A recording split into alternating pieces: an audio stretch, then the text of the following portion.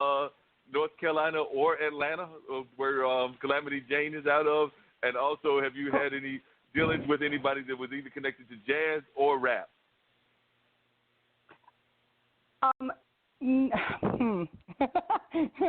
Those are two big questions. One of my friends got married on the beach in North Carolina, and I'm writing a story about that. But I'm coming back to North Carolina this coming year, at some point. So if someone in North Carolina has a wedding in the early or late winter months, January, February, March, April, let me know. Same thing, Atlanta, Georgia. That's not that much further away from there. Same time frame ish. I'm looking for a wedding to be invited to. So I'd love to be invited to that. Jazz,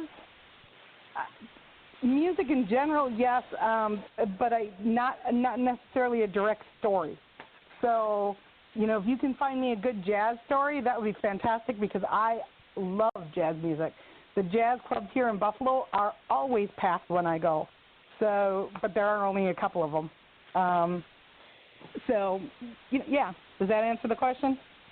That does answer the question. Hey, Martin, do you have any good jazz stories for us that you want to share? Maybe that is a jazz story that you have to this area and to both Calamity Jane and Martin. I don't know if you've got any in your family members or yourself. Well, I know Martin's already been attached and everything, but I don't know if you have any family members that are getting married anytime during that time frame that she can document for both of you, or if anybody in your immediate family is for both of you that are getting married, since that's kind of what this whole wedding project is her recording these things of all faiths, not just Christian, but Christian, Buddhist, Hindu, whatever. You're just a few weeks too late. My daughter just got married on the beach at Carolina Beach. Oh, really? That's where my friend lives. Yeah, it was about a month ago. So you just missed it. Shannon McKay didn't actually marry them, did she? No. Okay. Actually, they daughter lived in New York. She came down to New York because. Cool. And what about you, Calamity? Carolina Beach is beautiful. Yep. Calamity, got any friends getting married in the Atlanta area anytime soon that she can check out? Actually, my son is getting married, but he hasn't set a date yet, so I won't know, but I will definitely keep you involved in that. Absolutely. I would love to write a story about your son's wedding. Whether I can actually physically get there or not. You get in touch with me and we'll stay in touch. Yes, definitely. I would love that. I think he would like that a lot. Cool. And Martin, if folks wanted to hear you play, are there any have you, because I'm trying to remember, I don't know, because I know a lot of the artists around here don't always release albums. Have you released an album of your own? And if so, where is it at? Or are you and Willard working on an album? And where would folks find you playing on a regular basis? Okay, I've got about 6 or 7 CDs out of my own and 2 with Willard, and we're working on the next one. The easiest way to find them all is to go to my website. It's just Martin-Eagle. Eagle is just like the bird, so just Martin-Eagle.com. There's links to all the CDs. There's videos, including of me and Willard. There's a little bio. There's a contact place if you want to send me an email. You can get in touch with me through the website.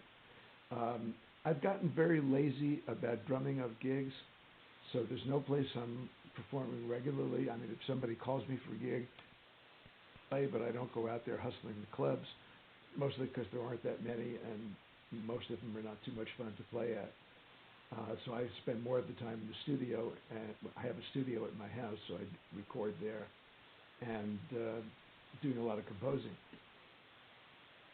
And Martin, what do you think is the most unusual thing that somebody might not know about you that they would find interesting about you as a musician? That if you were to say something that folks that don't know you would find interesting or different about you that they may not know? Well, everybody who knows me knows most of the stuff about me musically. What they don't know is that I'm also a writer and just finished a novel that I'm trying to polish up.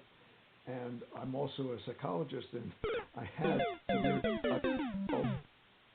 I I was the staff psychologist for the Durham Police Department for about 12 years. That was a trip. Wow. I'm sure that had to have been very interesting. So were you the staff psychologist for the Durham Police at the time that they were going through all those interesting cases like the lacrosse case and the Peterson trial, or was this like no, that was before then? I had left before that. Yeah. Because I'm sure that would have been very fascinating if you had been involved in either one of those cases. But I'm sure even at the time that you were involved, there were probably all kinds of fascinating things going on. And could you tell a little bit about the novel? You said that there was a novel project that you were working on in terms of a novel. What is the novel going to be about? Is that going to be another Odyssey? No, this is interesting. It's kind of based, I was listening to a bunch of my old tunes that I wrote, and particularly a group that I think of as my country tunes, and they're all kind of story songs. As I'm listening to them, I thought, well, I could kind of make a plot based on the lyrics to all these songs. So that's what I did. I wrote a book called The Paradise Bar, A Tragedy in 8 Songs. Each section starts with the lyric from one of the songs, and then what follows is sort of very loosely. That they all.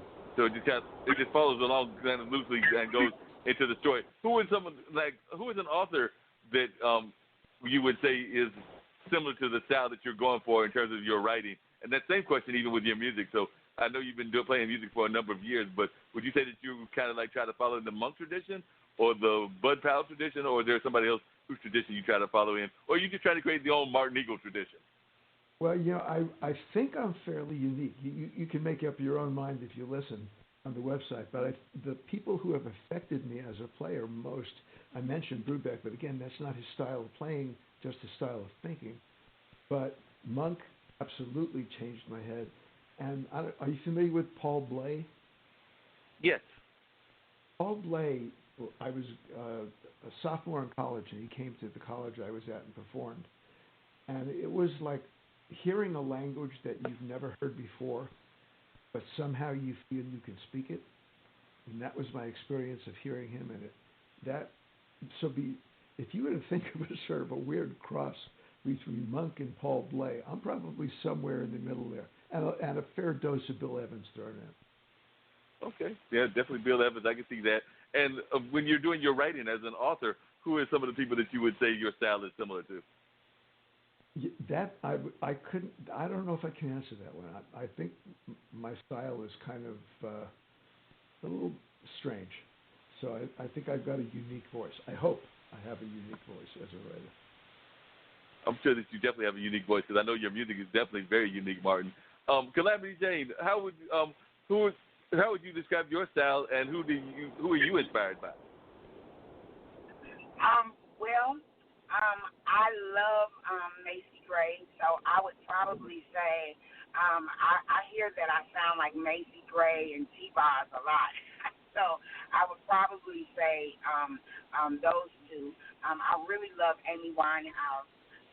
So, I love her style. So that's a lot of kind of what I do. But, I also, they say that they call me Little Denise LaSalle. So I kind of give you a little bit of Denise as well. So that's kind of who I sound like. As a rap artist, I have a very eclectic voice when it comes to my rap style. So I don't know if I sound like anybody, as far as my rapping. But as far as like singing, I hear, Denise LaSalle, Macy Gray, T-Boz. I got to give you that kind of edgy, raspy voice. And what about with the screenwriting? Is there anybody that your screenwriting is similar to, or how would you describe your screenwriting when you try to do the screenwriting? Well, it's really weird because I've never really looked around and said. I love the lady that writes the Grey's Anatomy and all of that. She's like a person that I completely look up to. But as far as me, trying to be like someone, I've never really. I don't know. I would have to let you, kind of see what I do and kind of see. But I really just like the stuff that I write is stuff that I think needs to be heard right now. I try to write stuff that is prominent right now, like what's going on in society right now. I'm really into like a lot of cops and robber scenes. I like action. My favorite movies are action, and with a little bit of comedy. So I do have a lot of comedy relief. I'm a little funny sometimes, so I think I'll bring a little bit of comedy relief mixed with a little bit of action. So that'll probably be what how we kind of put my myself. Cool. And for all three of you, how do you think we're doing as a society in terms of supporting the arts? Because we've been talking a little bit about the arts, and I know that's something that we've talked about on this show before. We've only got a few minutes, but before we get off, I would like to hear some of y'all's assessment as to how we're doing in terms of supporting the arts, in terms of just generally speaking. I think it sucks. I agree. Even the photography world is complicated in that respect. It's not as supported as one would hope. Do you think it's because we're not doing a good enough job of doing the teaching at that early age like we used to and like we should do? Or do you just think it's the way society is right now that it's not supporting our artists? So where do you think we're going wrong? Is it at the education level, or is it at society level, or is it both? Here's I think it's both.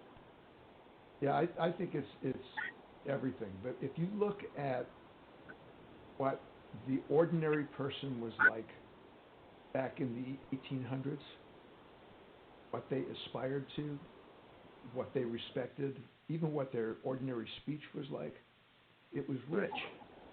It was eloquent in a very interesting. If you listen to what we have now, the ordinary discourse is horrible.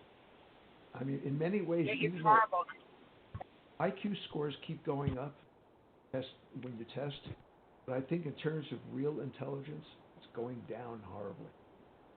Wow. And I can totally agree with that, because I think that just the content itself has just changed over the years.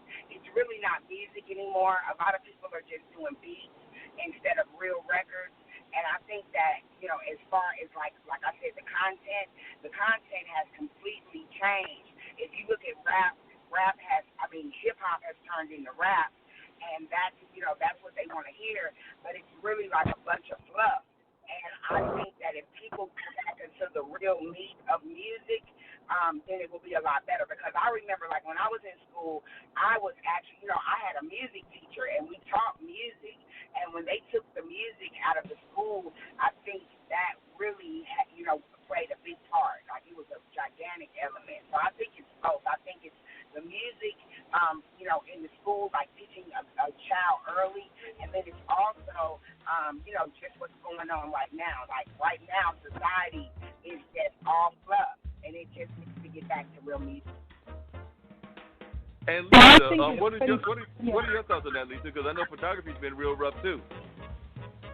Well, the photography industry has changed dramatically because of the digital age, and I don't think that we're going to go backwards and go back to photography being a true art form anymore. I mean, I think it's gone. I think there are people that are doing it as art, but you can't command the dollar that you used to. That whole industry has changed, and I get that, and so everything has to be about touching someone now. So you have to touch their heart in some way, because these new generations that are coming up are not used to interpersonal relationships. We have gotten so far away from that kids and young adults are just hungry for somebody that'll actually talk with them. So it's a different scenario than when I was growing up. That's for sure, and it's another whole topic for another whole show. We'll definitely have to come back to that topic in some other show and everything. Calamity Jane, before we get off, and I've only got about a minute and a half, I've gotten everybody else's website. Could you give them your website so they can learn a little bit more about your music and everything? Yes, absolutely. You can go to www.calamityjane.com. Calamity is spelled KILAMITYJAYNE. And you also can check me out on SoundCloud. My song Shake It is on Spotify, iTunes, Apple Music. So it's pretty much everywhere. Just look up Calamity Jane and Shake It, and you can definitely find me in all those venues. Well, I've definitely enjoyed having all three of you on, and we'll definitely have to have all